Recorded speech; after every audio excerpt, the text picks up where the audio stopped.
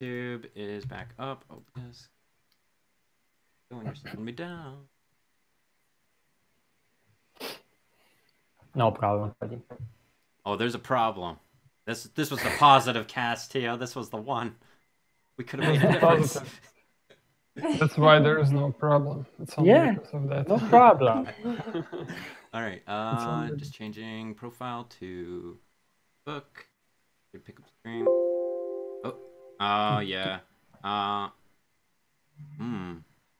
Facebook's is not letting me reconnect to it. You can check YouTube's, see if it looks like going somewhere. It's Bill Gates trying to make it really negative. Yeah. It's just Yeah. blocking everything. I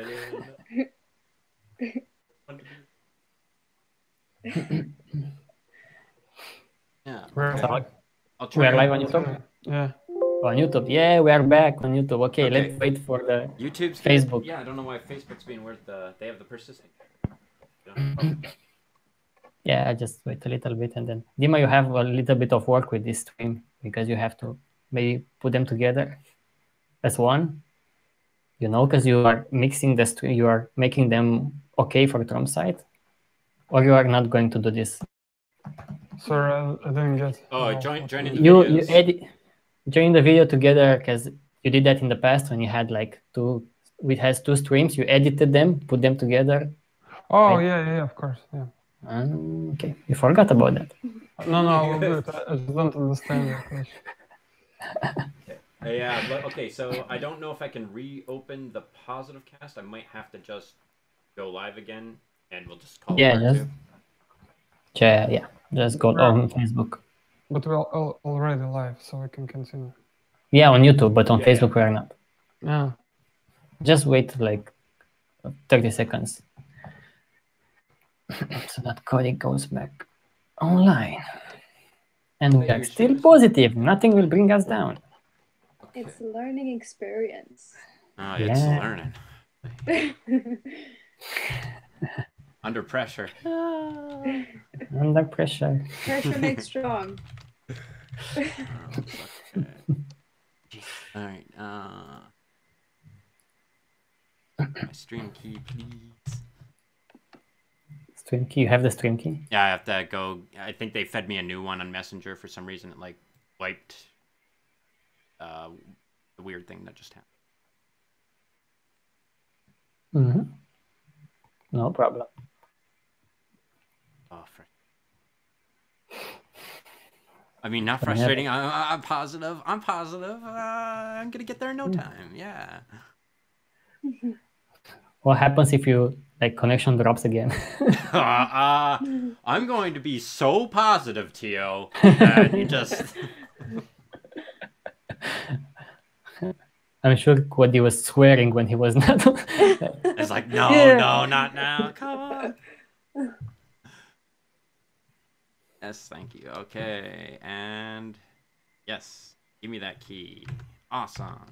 1, 2, Facebook. 3, 4, 5, 6. Keep going, Tio. I think by the time you reach it to 10. 10, 11, 12, and. Come on. No, it's the right key. Take it. Yay! We are live on everything now. Okay. So, Yay! I hope so, yeah. Welcome back to the positive cast. Welcome back. Stay positive. Very positive about being back. Yeah. Okay, so let's get back to our discussions. I don't remember what we discussed. I think we're discussing about aging and what you would do, like exploring the world and stuff like that. Because it's so much stuff to explore. Like, I always skip that in my background because I'm like, wow, what is there? What is in those photos? It's like billions of stars.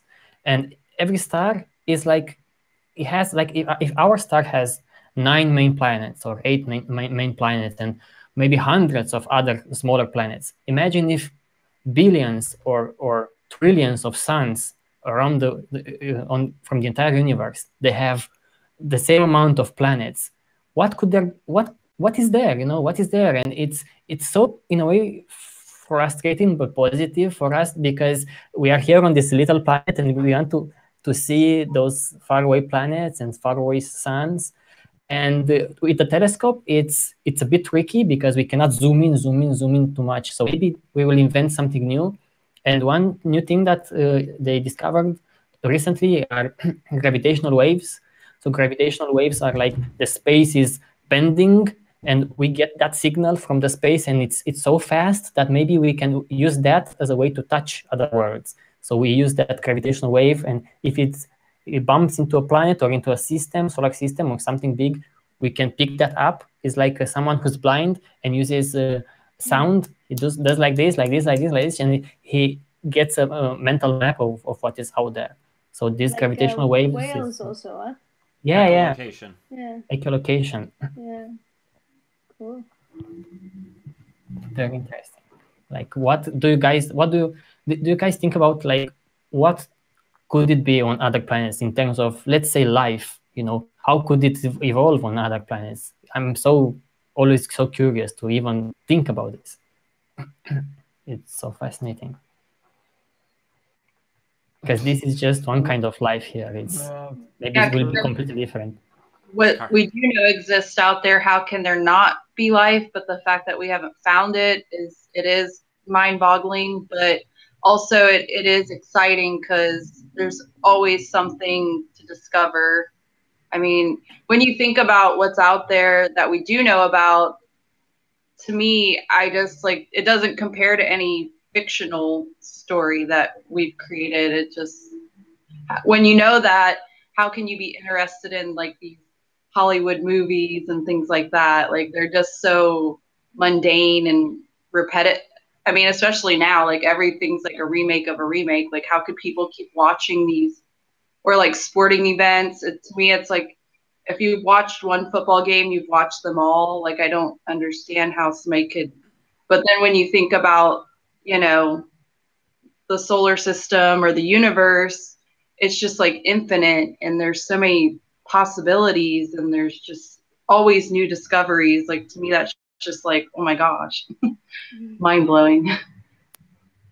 Yeah, it's like we had, like, in the past, some stupid like Kinder eggs that you will break, and you will find a surprise there. It's like the universe is like in that kind of sense, but with billions of Kinder eggs, and you don't know what is there. If you open them, it's you open a different kind of world. It's fascinating. It's like they compared it with the grains of sand from all of the beaches in the world, and there are more suns, I think, not planets, but suns or planets, I don't remember, then there are all of the grains of sand on Earth, and if you go on the beach one time and just put the hand on the sand and you see how many grains of sand you have on your palm, imagine that those are planets. And even if you had a powerful telescope to, like, look on every one of them, it will be so fascinating. So that's just a few of them. Imagine if you had, like, if we had this power to have a super powerful telescope to watch, like, super closely, like we watch the moon from here, to watch other planets,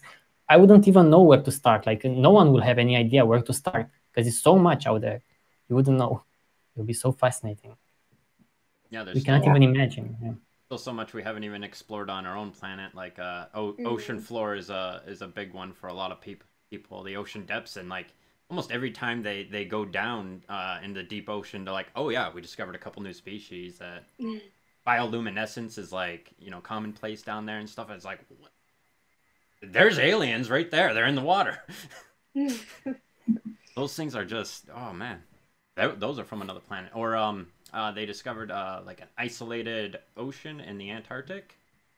It's like completely like a frozen little a biome of water that's been, like, isolated from the rest of freshwater or whatever down there, saltwater. So it's had, like, its own area to just kind of self-develop for, eons, and what's in there. Freaky. Cool. Yeah, that's the thing. When you go down deep into under the water, and there are such creatures which looks like aliens to us, and they're so unusual, and you just wonder how they even can survive there. in such cold, and there's no sunlight, and yeah, No they sunlight. developed, yeah, they developed this bioluminosity, and they just found some way to survive there and developed. So we cannot even imagine what could be on other planet and how the species start to evolve there. It's just, I don't know if it's possible even to imagine. Oh, they're developing even that exact robot to go over to Europa and then drill through the ice into the ocean, and then it just wants to swim around, and yeah, let's just for science. For those who don't know, Europa is not Europe, but it's Europa, the moon of I Yeah. think is Jupiter. Yeah, and it's an ice world, and they believe that it's surrounded by ice, and in the middle it's basically liquid water because of the pressures there. So yeah, it's an ambitious plan, but imagine a live stream with digging there and like, let's see what we are going to find. Wow, that would be like, that's something that people should get together and watch a live stream. That's the kind of event that I would love to. Yeah, it was see. What was it, like 2012 or 2013? Was it Curiosity? And I think they broadcast the event or something, or the landing. Or I've seen multiple of them. Yeah, they shared. Yeah, they do such things. Yeah, I loved such things. Like, we're landing on another planet, but the Super Bowl. Yeah. Cody, you're going to I mean, the Super Bowl was great. I had a great time, and they. And if you think about this, is so new to our species to explore other planets, because how long was it since like the first mission? I think it's just like 70 years or not longer than that. So it's still so young. We barely sent something out there, and we already know so much about other planets, and even now with all of this knowledge, when they land on a comet or something, they discover something new. They're like, okay, we didn't expect to see these organic kind of materials here, the molecules and so forth. We didn't expect that. So that's fantastic. Like, wow. Every time when I go out and I see those stars in the night sky, I'm like, is this for real? Like, isn't this like, it sounds like a movie script. Sounds like it cannot be real. Like, those little lights are other worlds, and they may even not be there, because you see the light coming to you, and it takes years, maybe thousands of years to reach you. And it's very difficult for me to like accept that this is real. When on the other hand, I'm like, wow, it's so fascinating. I'm so glad that I'm not a zebra, because a zebra can look up, but cannot project so much stuff. And I'm like, yeah, I'm so happy that I'm a human and I can project about such things. It's fascinating.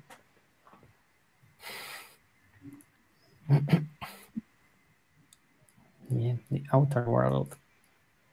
Sometimes I had such discussions with other people about the universe and so forth, and every time I feel like my brain is like turning upside down, because I cannot comprehend all of this stuff. I cannot understand how this can be real. How can this be real? How can those photos are real? I know that I showed to some people such photos, and they were like, yeah, they are fake.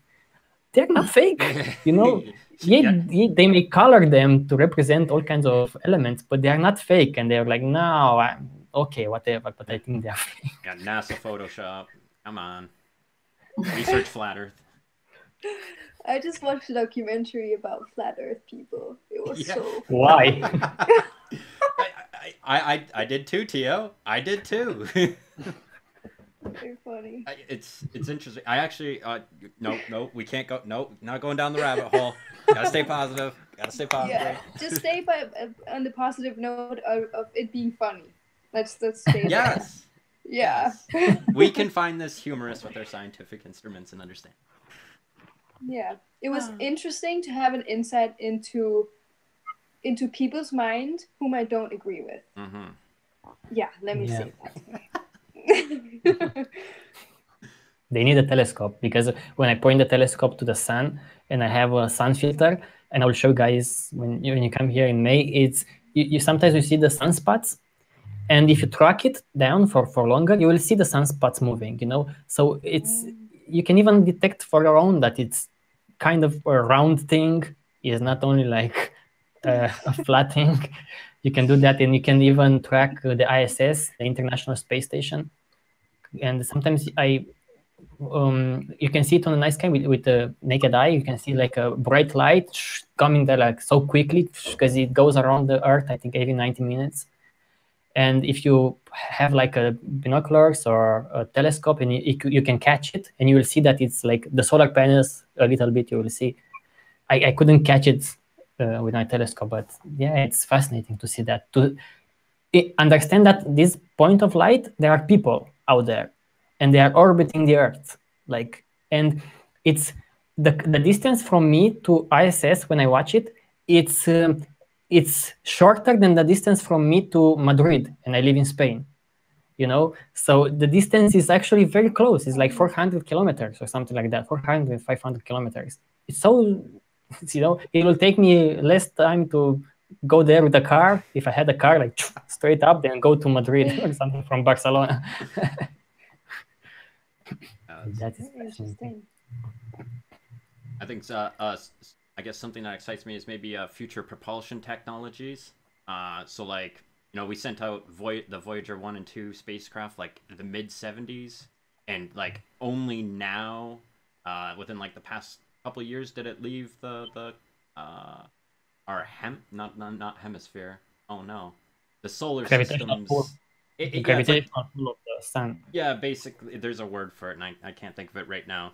But eventually, we're just gonna have, you know, it took like 40 years plus to traveling at ridiculous speeds to get that far, and that, you know, sometime probably within like the next 10 years or 20 years, we could have something that would, like, you know, we could stop by and like check the discs and stuff and be like, oh yeah, everything's still intact, and, you know, take off wherever. And those things are just gonna continue at, you know, their speed until great beyond or whatever. And I think Voyager is like 40 kilometers a second or something like that. It's just like imagine it would be like like that.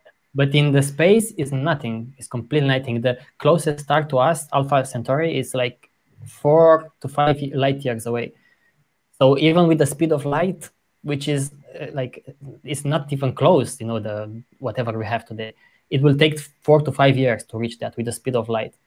And in realistic terms, I think I watched something documentary once, and it will be like thousands of years with our current speeds to reach the closest star, which is crazy. It's like you have to develop a new species. You know, you send a spacecraft, and there they multiply, and they create a new species, and they will arrive. We made it. 10 generations of humans. Oh. Yeah, maybe there are other species that they have a different kind of technology. Imagine how like creepy or interesting it will be to another species to come and contact us or something like that. Like, not like in the movies, but it would be so bizarre. Maybe they even did that, because when you go and study ants, the ants are not like, well, someone visited today. they don't even know that you are there. So who knows, you know? And this is more fascinating than those conspiracies that other people are inventing or the movies, because you cannot even imagine how different kind of species will be or interact with us. Yeah. Actually, yeah, interesting about the aliens. I was watching Joe Rogan, and it was like he made a reference. It's like kind of we have an understanding of, like, you know, where we have like an uncontacted tribes kind of thing. Like we're at a level of understanding or whatever, and we've decided that we should like leave these people alone almost. Like we've even developed that within our own species kind of thing. So potentially, you know, if project that further towards, you know, an alien species, like, oh, this, you know, this type 0 civilization, you know, just let them do their thing, and when they're ready, they'll know how to find us, kind of thing. It's like even when we're trying to you know, we have these like little tiny experiments that are barely funded, just like, you know, watching like a tiny patch of sky. I guess you think back to like the WOW signal we got in like the 70s or whatever. And like, you know, we're watching just like this tiny little patch of sky, and we got these prime number sequence, alien or military, like, just doesn't matter. But just the fact that we're only watching such a small fraction of the sky, that, you know, if aliens are beaming from like 80% and there's just all these signals and we're just not looking for them, it's like we'll never know until we start looking for them, until we like want to take this seriously. And then it's like, yeah, exactly. Like, what do we even know what to look for if an alien is searching for, you know, such a thing? Because you don't even understand how the universe behaves, because that wow signal or something along the lines, they discovered many times in the past like weird signals. One time they discovered a very powerful signal that repeated exactly like a clockwise, like toof, toof, toof, like that. And they were like, it's impossible in our universe to be something that repeats so like with such precision. But we didn't know back then about pulsars. Pulsars are those very compressed stars that are emitting radiation from one pole and the other, and they spin like that all the time. And they were getting the signal like 1, 2, 3, 4, and they were thinking like maybe it's an alien species signaling us, but no, we didn't understand the universe. And it was like not long ago. That's fantastic. Maybe the species haven't like developed brains per se, and they're just like microscopic little creatures that live in, I don't know, the water of the planet, and that's all that there is for life. Yeah, even just like a very, very simple, basic life form on like another planet. Even That could evolve. I mean, even when you think about how the Earth evolved, you know, it was like really violent. Weather wasn't much that could exist at that point. So who knows? Just within our solar system. Yep. Yeah, even if we found like you know, if we find, you know, life on another planet, even if it's, you know, traces of past life or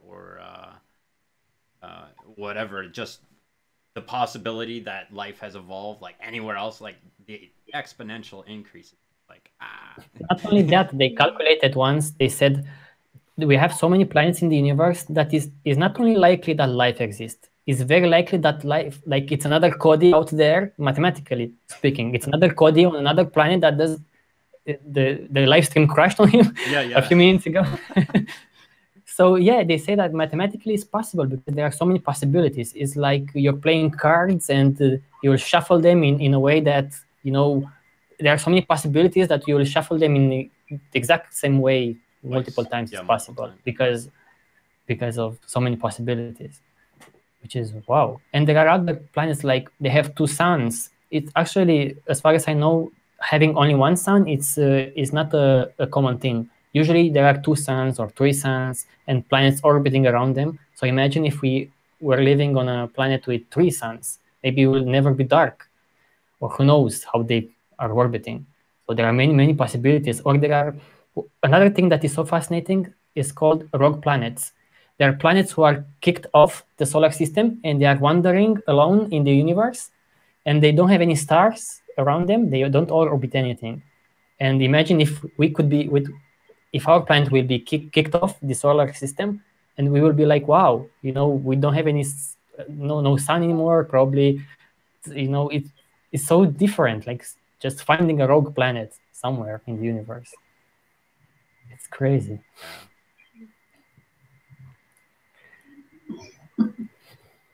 Okay, maybe we can go to another subject if you guys want to talk about something else. I still have subjects. I cannot stop, so I will let other people, like Dima, you can say something positive because you don't. Nothing excites you, like. If you've got other subjects, you can start. Okay. So what I was thinking about is another piece of technology that is so amazing today is CRISPR. So this CRISPR technology, it's actually, as far as I understand, something evolved from a bacteria, and it's like a knife that can cut the DNA in very specific places. You cut a piece of DNA, you replace with other piece of DNA with the same tool. And if you think about, we are made of DNA. That's basically it. There are cells, and inside the cells, the DNA. And if you want to fix diseases, if you want to give us superpowers, if you want to edit anything in terms of cells, you have to go for the DNA. And if you have this amazing tool that can cut anywhere, it means that you can put there, like, I can put like blue eyes for you, or I can put like immunity to HIV, or I can put, actually they did that in China recently. They changed the DNA of a fetus to be immune to HIV, as far as I remember, and it was a bit controversial. Or that was they were trying to change something, and that was like something that also fell out of it. It was like, oh yeah, also they'll be like resistant to or immune to HIV, and it was like, oh, okay. But it's fascinating to be able to edit the genes from a DNA. It's amazing. It's completely amazing. Like it's like you have a Lego blocks, and up until now we like use a sword or something, or like a big boxing gloves to be able to pull them apart. We couldn't do it very well, and now we have our fingers, and we can do it very precisely. Right. Cut here, put there, and you can build even maybe new organisms. Oh, this is fascinating. Actually, I don't know if you saw this, TJ, or TJ. I don't know what that even. They created synthetic DNA, 4 new letters of synthetic DNA that can work with the current GCAT, GTA. 4 new letters, and then it's like they work with like existing DNA. What does that enable? Where does that lead us? Yeah, that's amazing. And I think the entire world of, as I told you before, I want to make a book about shapes, just shapes, because the shape of something, it's what creates its properties. Like I explained in the book that we recommend, the TROM Art book. Even pills, when you take a pill, it's nothing more than a building block with a specific shape, and there are many, many of them, like billions, trillions of them. Those little shapes, like Lego pieces, and they go inside you, and they basically like lock to different parts of your body. That's all that pills are doing. Nothing more than that. So everything is even light. When you see a butterfly, it doesn't have a pigment for color, but it's about the light reflecting from the wings. And because the wings are a specific shape, it's either blue or green or whatever. So if we, in that sense, at the microscopic level, if we manipulate the shapes of things, we can invent so many things. We can invent from like new resistant to bacteria materials to more strong materials to it's crazy what you can do there. So it's that's another really, really interesting subject to me is like nanoscience and nanotechnology. When you get down to that scale and you replicate nature, like water resistant materials, we can use that to advance society. Like things like that really interest me as well, because it just blows my mind to think that you could get down to that scale and then rearrange things and make things that are useful out of them. Especially like if you look at a butterfly, you know, the ordinary person would just be like, oh, it's beautiful or whatever, and that's that. But really we could use that to make something useful as well. Yeah. Nanotechnology, it's a huge subject. It's actually the book that I want to write, it's about nanotechnology, but I want to call it shapes because it's all about the shapes. It's all about the shapes. And I was a bit surprised, because you don't really question such things. Like when you take a pill, you're like, whatever, it does something, it's magical. We don't know exactly what it does. But when you look at the microscope, that pill is only like that. That's why you have side effects, because they cannot make a Lego piece that it will stick exactly to where they want to, because they send billions inside of your body. Some will stick to parts that they didn't intend to stick. That's why you have side effects. And you look at in a different way on like diseases, or like you have a fever. Now you understand that because of those little blocks inside me, the tiny blocks, the Lego blocks, maybe they stuck to some parts of my body that make my body react like that, and I have a fever or something, which is so fascinating. It's so interesting. What about placebo effect then? How it is working? By some studies, sometimes it's effective for about like 40% than comparing to traditional medicine. I think it's only for some things it's more effective than others. Yeah, but it's just generally interesting how that thing works. Your mind. Does your mind produce these small shapes which heals you? It's like, it would be because like a placebo, even even if the pill you're told is like, this is a placebo, there's still a benefit to just taking the pill anyways. And it's what is that? That's just an interesting phenomenon that's been studied. It's like, we have some capacity to self-heal, some capacity to at least. I think it's more a way of dealing with pain mainly. It's not, as far as I understand, something that we produce. It's the way that we interpret some effects.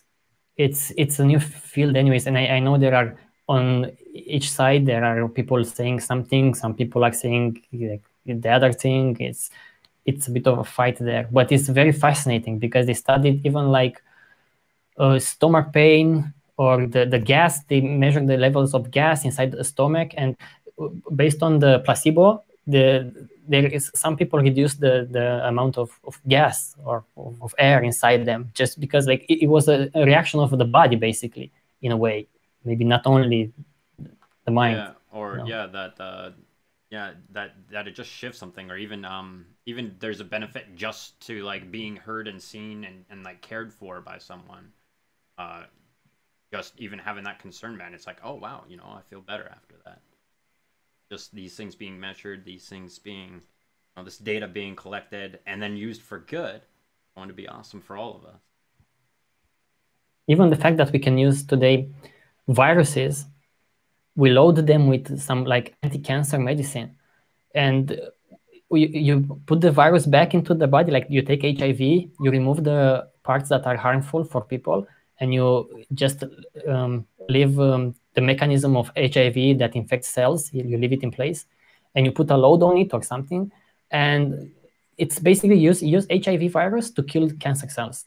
And there are many clinical trials today that are quite effective in doing that, which is again about shapes, because it changes something to the shape of the HIV virus that can only attack the cancer cells, which is very interesting. The world of shapes. Yeah, it's very fascinating. Yeah, key and lock mechanism that why viruses kill was a good one too. Well, it also makes you think about all the things that are going on inside of your body that you don't think about, but there's just a million, things going on that are just constantly working that you just never think about. Another universe. It's another universe. Yeah, there. It is. I mean, just like your blood pumping through your heart, I mean, it's crazy. All the blood cells. When I was little and I learned that the heart is always beating, I started to have panic attacks because I was feeling like my heart is like, what if he stops now? What if he stops now? I was like, oh my God, I'm panicking now. That's fun. Yeah, or just, I think I thought that way about blinking. Like, oh wait. Man, yeah. Remind me about it. Manual blinking, manual breathing. Yeah, exactly. Breathing. The breathing the same. Like, imagine that we take this thing from around us, we take it goes through our body. In a way, we are so connected with the atmosphere. We think of ourselves almost like a fish will be naive to imagine itself on the land. You cannot stay there on the land. You need the water. Same with us. That's why when they go to ISS, they have to put us in our own aquariums there to protect us from to give us oxygen, then put us in the other aquarium to pump oxygen into us. It's crazy. That's actually or just what happens. Oh, sorry. You can go ahead. No, I feel like I'm talking a lot. No, it was just about breathing, and we were talking about placebo and the body's own ability to heal, and something that I found very interesting and something that I'm very positive about is the Wim Hof method. I don't know if you guys know it. Yep. Do you? Yeah, of course. Yeah? we had a debate recently. Yeah, what? Oh, really? All right. So you guys know it, I guess. Yes. Well, I do, but yeah, keep going. Yeah, there's no, but it's just like reloading your batteries, like your energy centers in the cells of the body, kind of, by oxygenating everything and making everything alkaline. This way, that illness comes a lot acid buildup in the body and stuff like that. So I think that's a very fascinating thing. This thing that instead of how medicine usually does it is like we have the diagnose and then we kind of want to figure out how do we treat that instead of being like whatever you kind of whatever the illness, we're just going to give your body the power to fix it, kind of. So that's like a very close to like a general kind of healing process without having this very specific like a pill, for example, for a certain thing. Yeah, like a targeted. Yeah, we think we will, even in such cases, I've read about this. If there is something there that we can measure, and we need like big clinical trials, and we need to find a way that we can prove that. And this is another positive thing about our world, science. You know, it doesn't care about human emotions or human like what you want to achieve with something. If it's science, and it's science, you know, you do scientific research, and if you can replicate it and so forth, then it doesn't matter if it's syncing with your own feelings about this kind of thing. It doesn't matter. It's going to like push you into a corner and say it's not true or it is true. And it's such a fascinating thing with science, because even science is so like 200 years old or something, the proper science, you know, the one with experiments and so forth. And it's fascinating. It's fascinating. Like, I know this example with the infectious diseases, when they invented the theory of the germ theory of disease, because they didn't know what creates disease for people. And a guy had a brilliant idea. He said, I'll put, because they said that, realize that disease comes from swamp or from meat that is, you left meat or food, and it is going to, how do you say that? Rot. And he said, okay, let's see, because they had this theory, like, is the disease coming from this rotten meat, or is coming from outside, or is someone is bringing? And he took 3 jars, and he put an egg and meat inside in one jar. He left that open. In another jar, he put the same meat and the same egg, the same kind of food, and he closed the lid very tightly. And in another one, he put the same kind of food, but he put on top like a piece of cloth. You see that it can breathe through. And he left that for several days. And what he observed is that the jar with the open lid, he had lots of maggots inside, and the disease will spring from that. The one with the closed lid had no maggots. So he realized, okay, that doesn't come from outside in a way, okay? So it comes from inside. Let's see the third jar. And the third jar with the cloth on top, the meat was rotten, but the maggots were on top of the cloth, you know? So he realized that something attracts this, maybe the smell or something, and the maggots come from, not from inside the meat, but they come from outside. Maybe it's like flies that come there and lay eggs or something like that. So it's a simple experiment that he proved. When he proved that, you know, maggots and then disease, he proved later on, doesn't come from inside the meat, you know. It comes from outside, but it's attracted by the rotten meat. It was a very brilliant experiment, you know, because he proved that if you close the lid very tightly, nothing comes from there. So it's not a self-generating thing. So this is the science, basically. This is the idea of science. Let's do such experiments. Let's stop with our ideas and just do experiments. I think that's beautiful. Yeah, that's cool. He has also been doing some of that, this guy, Wim Hof. He's been like injected with viruses and stuff like that, and has been living through that. So it could just be very cool if we could kind of, it's just difficult because a guy like that, of course, doesn't get much funding. So he can't now do a huge clinical experiment. So that's very difficult. He did do when he did the endotoxin study, he was able to train some other students to also have the reduced inflammation or whatever. Usually now you put me into a corner because I want to say something negative that I read about this. It's the positive I will premise that not everything the person himself outs is scientific, but that there are scientists being scientific, studying what he's doing, and that there is something he is able to teach other people that reduce the specific reaction to this endotoxin they inject them with. It's just like a difference between like you kind of feel like you have the flu for maybe a couple days, and that they're able to they'll have like a lower fever. Their symptoms will not get to like such a high level. They're able to keep it much lower. Whatever this breathing and meditative technique he's developed.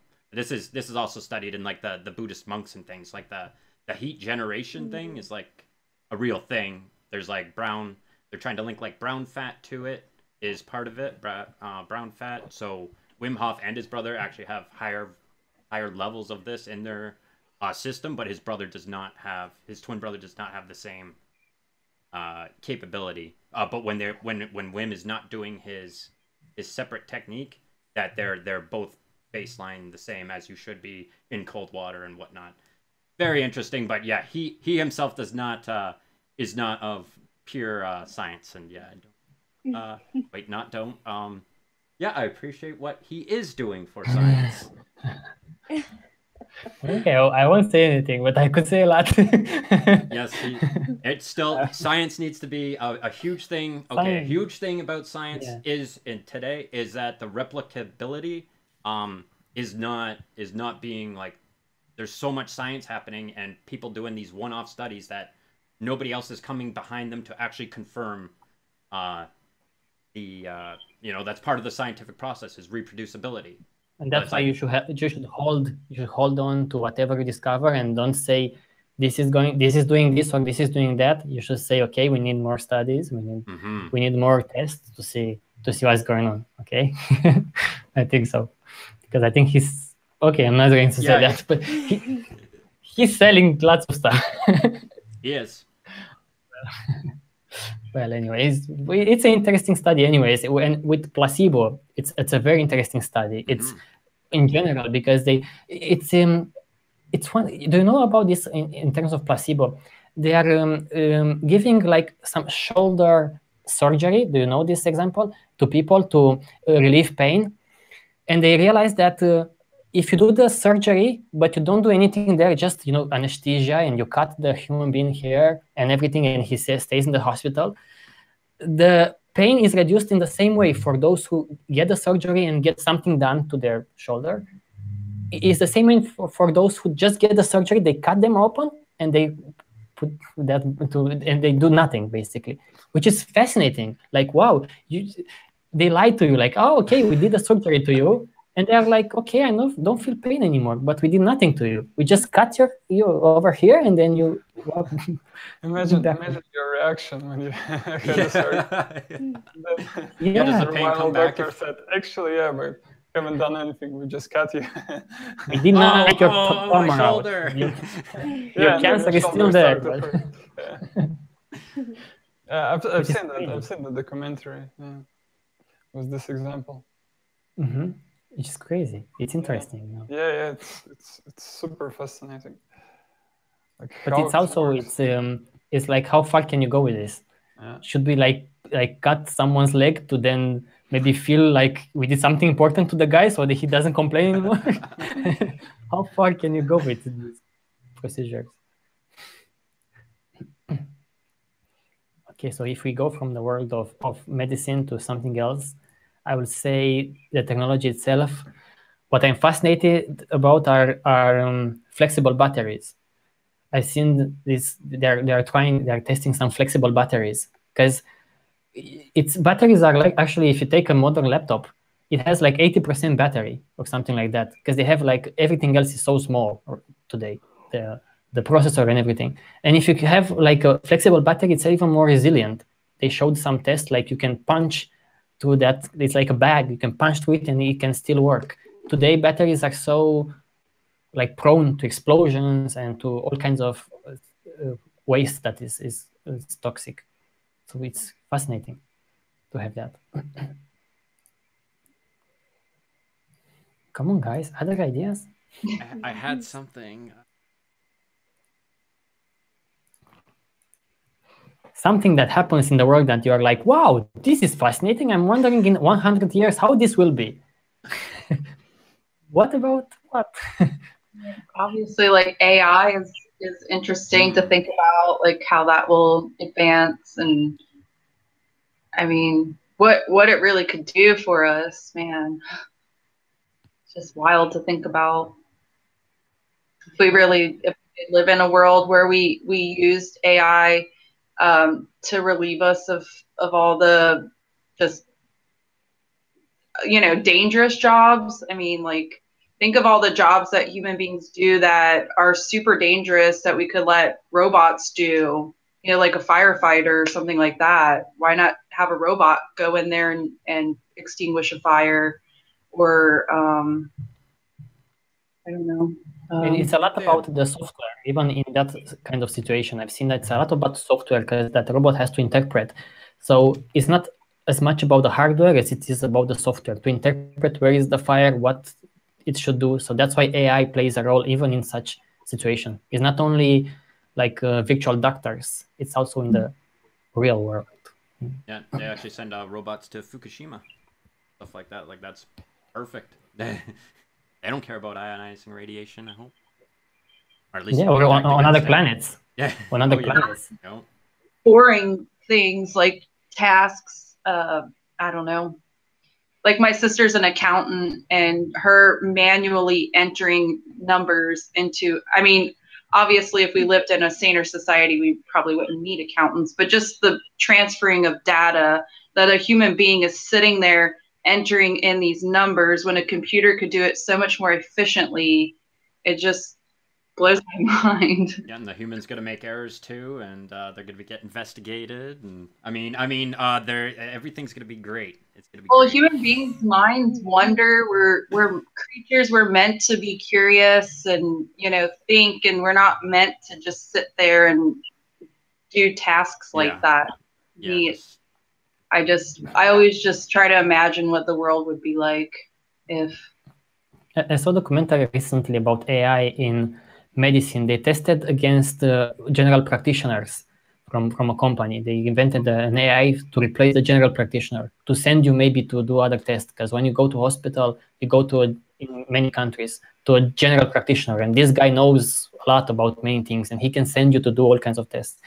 And they did a test, and then their AI performed better than against the humans, the general practitioners. And to me, that's fascinating because you can have that on your mobile phone. So you have a problem, you don't go on who knows what forums to search for that. You just go there and punch in your medical problems, and the AI can come up with a result. I saw this in Spain, for example. They have everything very digitized. So even when I go to a hospital in Spain, the guy is like, he has a thing in front of his computer. It's like a program. He asks me one question. I answer yes or no. Okay. He puts there yes, here no. I could do that as well. No, yes, no, okay. And then he like punches. He says, okay, enter, and he has a list of what is possible to be like. And you can ask more questions depending on that list, or you can send me to do an echography or whatever. So that's fascinating. That's interesting. Yeah, imagine if you could have this in like phone application. You can fill this form from your house, and then you've got the diagnosis, and then if it's pills, you can just turn on your 3D printing, and it can print you your pills. Yeah, that's also a thing. Yeah. Mm-hmm. Have you seen that about printing medicine? Have you read about? Yeah. Yeah, it's interesting to print medicine at home. Wow. Okay. So it's all the same, like printing the food. It also will be possible soon. Yeah, it's also interesting. In general. Sorry? I said 3D printing in general is fascinating. Even 4D printing. Mm-hmm. Like you print something, and then it can take another shape depending on the electricity that goes through it, or the environment, the humidity, or the temperature. Yeah, you can like shake it or add like kinetic energy, like go to a specific shape, and then you can like unshake it back. It's yeah. Yeah, it's like making a home that is flat, and then you put it somewhere, and you put a little bit of current through it, and it just almost like inflates and becomes rigid. Wow. Interesting. Yeah. Buckminster Fuller will be like fascinated by such things. Is it like the same like memory metal, right? Mm-hmm. Yeah. Yeah, that's basically it. I think they say the same thing, like they call it 3D printing memory metal, something like that. This is 4D printing, which is very Yeah, but interesting. what's interesting that today 3D printing become more advanced and they could print all different kinds of materials, not only plastic, but also mixed with metal and with other materials. So that's also Yeah, quite that's such a game changer to be able to print with, because with plastic, okay, you can print all kinds of like a bottle and like a 3D model of you. But when you put in metal and when you put in other kinds of materials, you can make something that is fully functional. You can even print a motherboard. I've seen some are working on this. Like imagine you print a tiny airplane, you fully print it. Like you print the shell from plastic, and then you print the everything that goes into the motherboard, and you print all kinds of components, and you make that thing work basically. That's interesting. It's really, in my mind, because it's not like we're just making this stuff up. This actually exists. That's the most fascinating part to me, is that this stuff really exists. I mean, because Yeah. I just think like so many people just aren't aware. So maybe that's why they're not interested, or they just think that this is like a concept that could exist, but it does. It already exists. And that to me is like, wow, it's so exciting. Yeah, like the book that you wrote about transportation for TROM, and you like exemplified other kinds of transportational means. Again, it's from flying drones to like printed parts of cars and so forth. It's very interesting. It is. I mean, yeah, that's another interesting subject, because I don't even drive anymore. I got rid of my car after that, because I was like, why would I want to keep doing this? It doesn't make any sense to me. And honestly, I feel a lot less stressed. I mean, because I don't have to worry about it anymore, and I think like the possibilities of what could be, and the technologies that are in development. I mean, I would love to get on the Hyperloop or a flying taxi and just go where I need to go and be done with it. Like that to me just seems so much more logical, and I don't want to have to worry about this thing that I'm only going to use like a small percentage of time in my life, and then all the stress that comes with it. That just doesn't make sense. I don't know. Yeah, we will look at wheels like we look now at horses. We will say, wow, you had that circle there and do this and do that. What was that? No, we don't need that in the future or now. Yeah, I mean, self-driving cars, to me, that's so exciting. I just think that once you know that, like why would I want to sit in a car and have to worry about paying attention, or something, all the inevitable like unknown things that could happen that I have no control over. I would much rather a computer take over and do those things, and it's not going to get distracted, it's not going to get sleepy, it's not going to get bored, just all these things. I don't know. Do you all have driving licenses? Yeah. Yeah. Sophie, do you have driving? Yeah, all of you? So I'm the only one who doesn't have one? Okay. I don't miss it. It's not like, no, I'm missing something. Even today you can take the bus. It's like they already have some infrastructure in place for that. It could be even better, because when you go with a car somewhere, you have to park and so forth.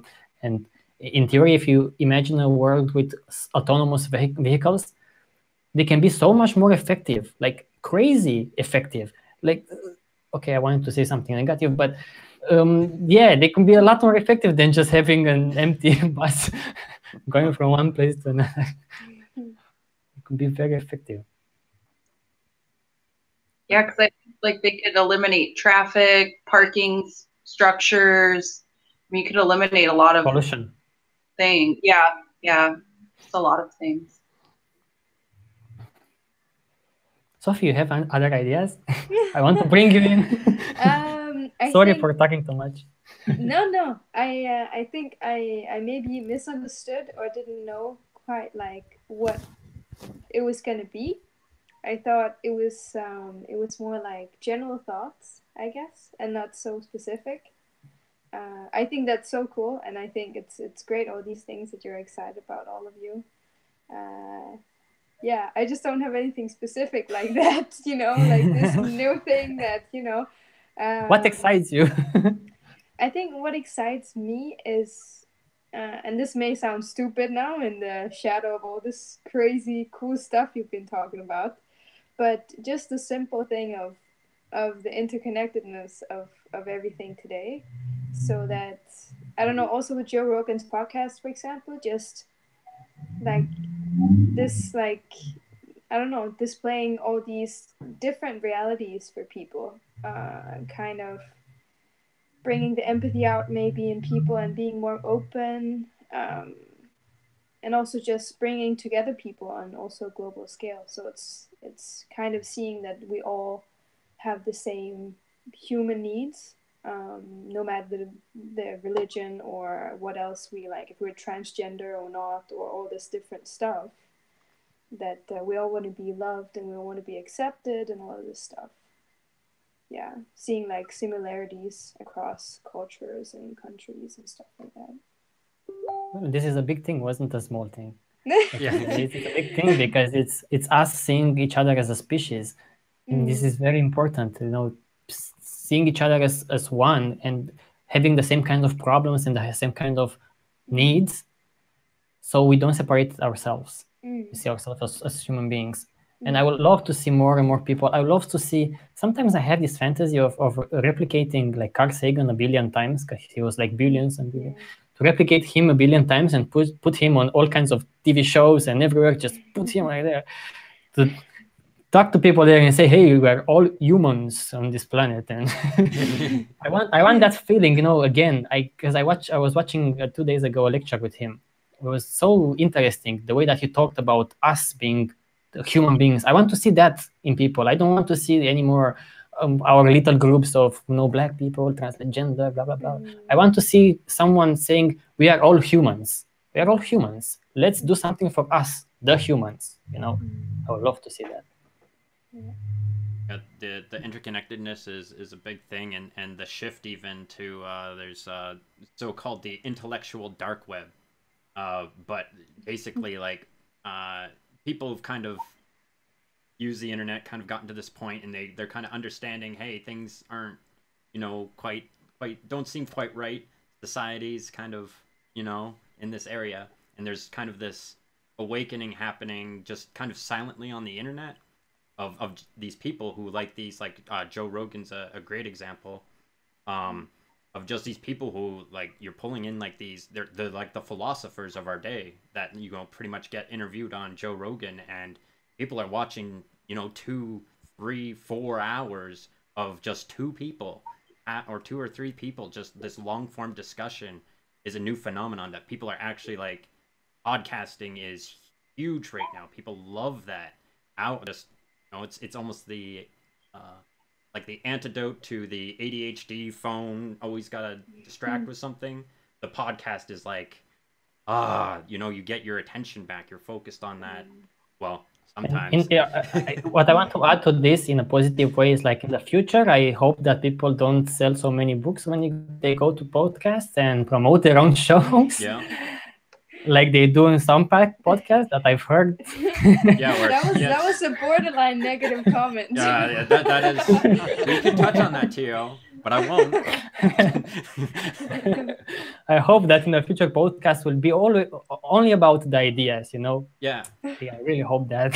like this kind of thing where we got right here, where it's just there's no real no shilling, promotion, no shilling. I would love to see that. The first 10 minutes of Joe Rogan is always like, and my sponsor for today is Wix. And if you need a website, then, it's really funny. This very like American advert type voice. Yeah, it's funny. But on the other note, it's also, although I can say so much negativity about this, but it's fascinating, the digital world. The fact that you can create music and you can create movies and you can create so much stuff with the digital world. Like I have one single laptop and I'm creating like books, I design books, I create videos, I customize operating systems and so forth. I can do a lot with this digital world. And it's so interesting because it's quite accessible for most of us. And to me, it was always like this window to another world. I was always so fascinated to like search something that I never maybe searched before. I don't know anything about. I want to know, like, how is this going? Like, how is this?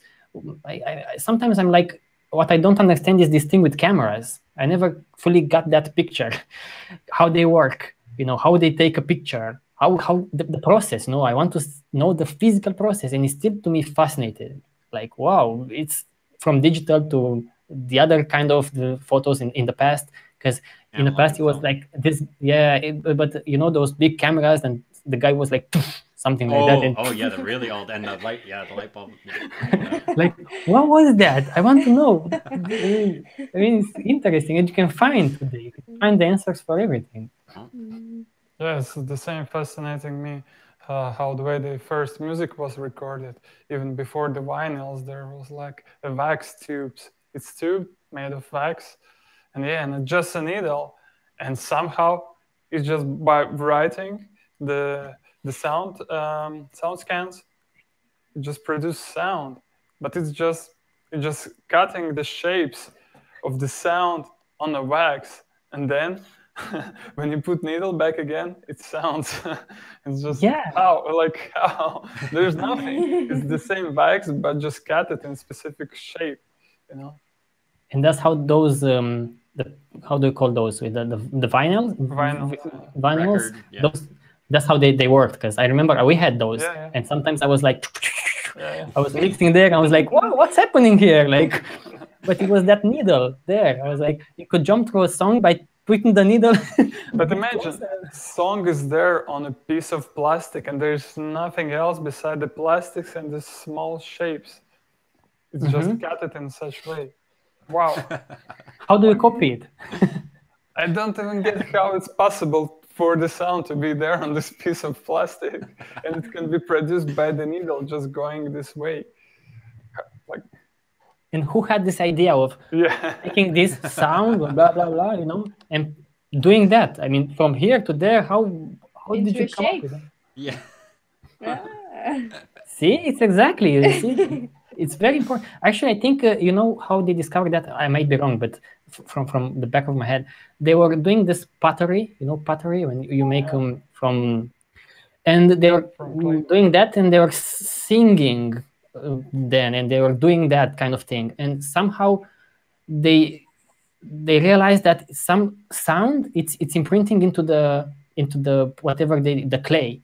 In a way, it's imprinting it to the clay, and they realize that if you scratch it with something, it's different. It's different from, like, if you make lots of noises or vibrations around this, you can transform it into sound. I know it's complicated, but I think it's something like that, because they have some pottery from old days, and you can still see some kind of recorded sound if you put it under the microscope and you do that with the needle or something like that. I don't know. But it's fascinating. I don't know, but it's fascinating that the information is there, so I can search for it if I want to. Yeah, but it's really it's just sound wave, and I still don't get it till today how it's possible. I think for me it's easier to understand how it's digital, how you can put it into digital, but not how can you put it on. But even that is crazy. Even that is crazy. I struggle with that. Ones and zeros. Because, for example, what I know is that if you have a keyboard and you press, let's say, W, that W, it transmits like current in a particular way, like 1 to 1 to 1 to 1 to 1 to 3 4 5, something like that. And this is 1 0 1 0 1 0 0 0 0 1 1, something like that. It's open close. And because of the sequence, it transforms into a W on your computer. But it's only the electricity there, just the electricity, the electrons, like. It's only that, which is crazy. That's how it knows. And when we type so fast, we think, man, we are so fast. Maybe some letters cannot pick up, but the current is even faster. You cannot keep up with. You cannot type so fast that it's very, very crazy. So it's even hard to imagine what new things will be invented even in 10 years' time. This is a great point. Let's speak a little bit about that, because I'm so curious. Like, what was it in like 20 years ago? What is now that 20 years ago was like? It will be like, we cannot imagine that. Even take the typical example of mobile phones. Like 20 years ago, who would even wonder that today it will be like in everyone's hands? Everyone will be using it, and it will become such a crucial part of our life. So that people without a mobile phone, they're like crazy. Yeah. How can you live without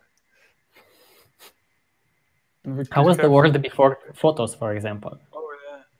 Because then those people will, they will be born now, they will be like, wow, what are you doing? I mean, how can you do that? How can you like capture me into that thing? Like, how can you, are you stealing my soul? That's the way you say it. Because it's crazy. And in that sense, imagine if you go like 100 years in the future and you will be surprised in the same kind of way. That would be so crazy. And I'm sure that's how it will be if you will go 100 years in the future. For me, right now, that what I see that it will change in the future, that I think with cancer, because today everyone is so scared when you hear the word cancer. It's like, oh, I have cancer. You're like, fuck, you're fucked. But I think in like 20, 30 years, maybe let's say 50 years, maybe it will be like the flu. When you say, oh, okay, I have the flu, you know, like I have cancer, I'm not going today to the doctor, but maybe in a week, you know, because there's no rush. So I think this is what will change dramatically, because 100 years ago, people would be so scared if they had like flu-like symptoms. If someone will tell you you have the flu, you'll be like, okay, I'm fucked. You know, like I'm going to say goodbye to everyone and I'm fucked. But today we have the flu and we don't even care. Yeah, it's true. I have a new technology or a new advancement they made that's going to benefit us greatly. So they're building these neural networks with kind of like supercomputers. So they're kind of connecting them or building the chips to have these like kind of multiple interconnects, kind of like your brain has, you know, multiple synapses to other neurons and stuff. So they're building computers kind of with that same model in mind. And with some tweaks to code and stuff, and switching to these this GPU mining, or sorry, not mining, but processing.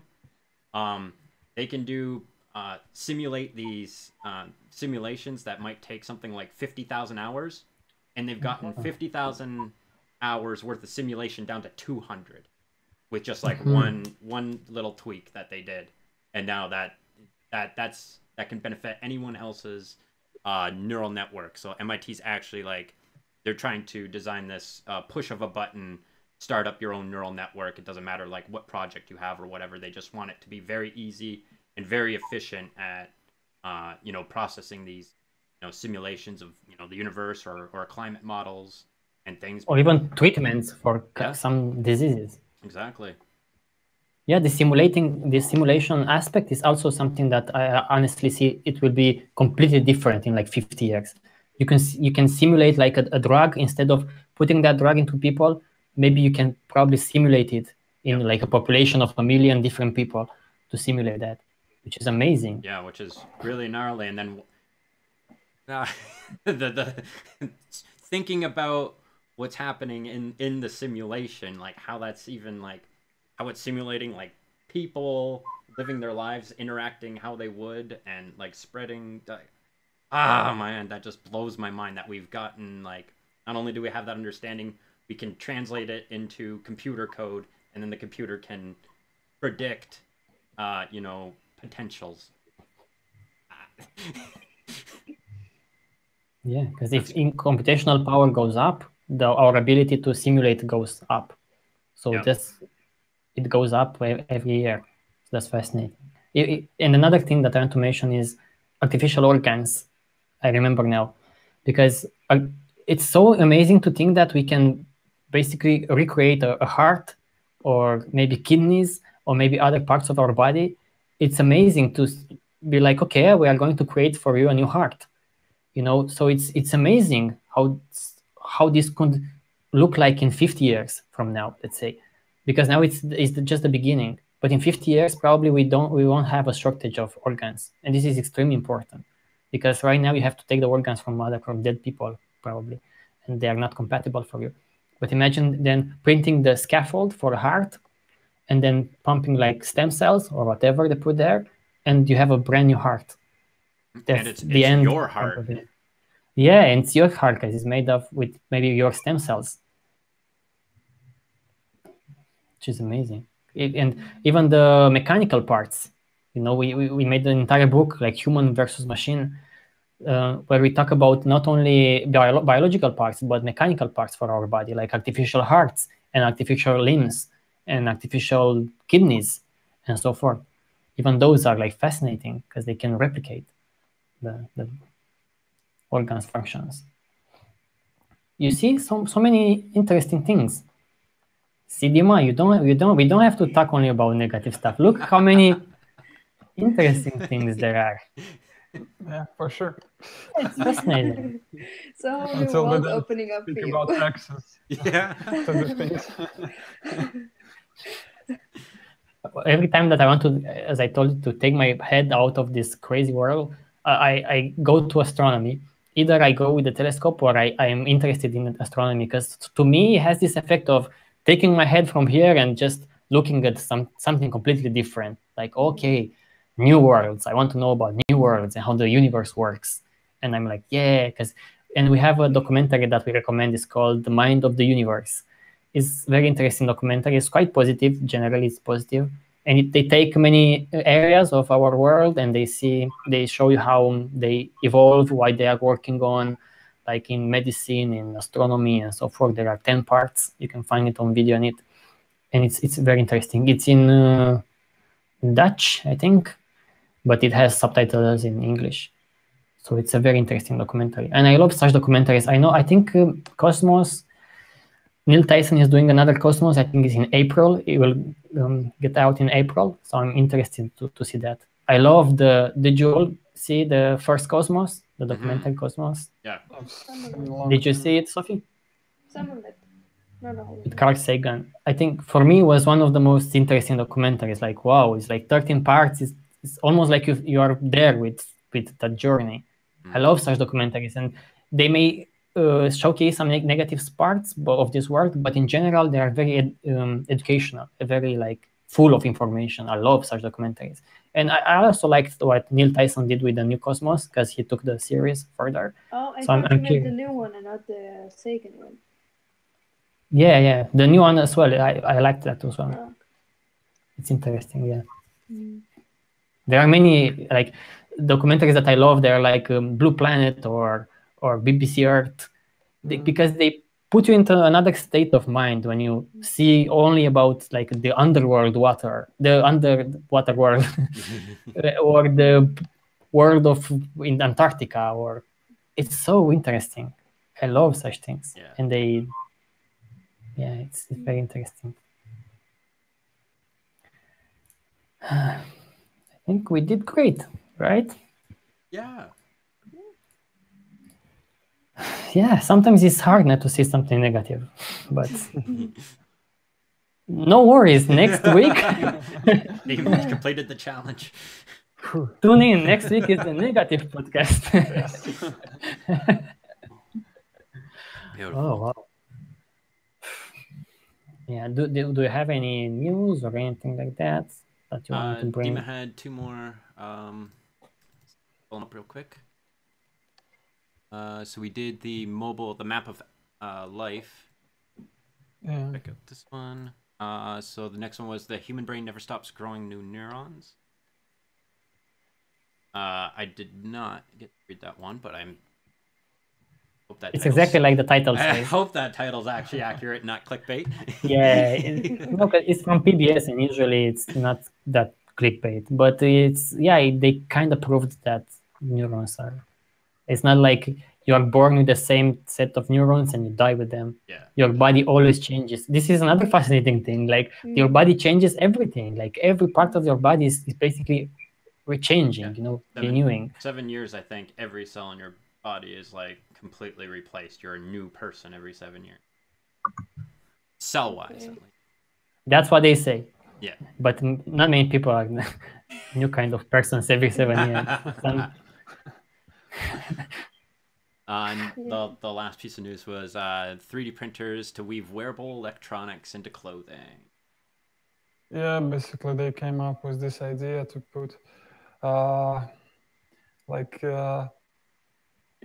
to print. I don't remember exactly what was the material, but they print like 3D sensors straight into the fabrics, so that's it can generate electricity from your motions, like the way you move and the way you go somewhere, and then you can apply this energy in many ways. You can basically. That's cool. To charge your phone or whatever you want. But it's like inside the fabric itself, so you don't kind of feel it. So clothes are not only like just a piece of material, it's getting smarter. Yeah, so probably in the future, we'll have such clothes which can do a lot of the various tasks, and And how are we going to wash them? You don't need to wash them. Because they are smart, they clean themselves. Yeah. I even saw like, in terms of that, I saw like a washing machine without water. Yeah. Just with some particles. They basically just clean with vibration. Even you might have your mind blown, but even that is about shapes. Because the detergent, that thing that you put in the washing machine is just some shapes that they stick to the dust and they take them out. So even that is about shapes. So you see, everything is about shapes. That's all the news there is. I think that's everything, unless you got anything to add. Well, I think I could talk about such things. I have many ideas. I can come up with so many things. The positive cast part 2. Yeah, maybe we'll do this again. But it's interesting because there are so many things that I know so many people they don't know about. That's why I'm struggling with Trom to be like, to create Trom curated news and Trom curated videos and with video need. Because I want for people to understand that the world is a lot more than just this society, this narrow-minded society. You can learn so much about the world, and the world, like I always said, is more fascinating and more complex and more mysterious than any movie, book, or idea that I've ever heard of. I think nothing compares. Nothing compares with this. It's amazing. So for anyone who wants to like feed their curiosity, you go on videoneed.com if you want. You see there so many lectures, or go on tromsite.com/tools, and you will see we have many tools to keep you fed with information. Delicious. And nutritious. Yo. Yeah. It grows your mind. For you. Okay, so if you want, we can close this one, and next week, same day, same hour, and we will see what subject we will pick for the next week. Maybe it's something more like exact. So if Sophie and Jennifer, they want to, because we participate anyways all over, but I would love to see you there next time as well. So please come, because it's interesting. Awesome. Okay. So if you want, we can close the stream, and bada bim, bada boom. See you guys. Bye.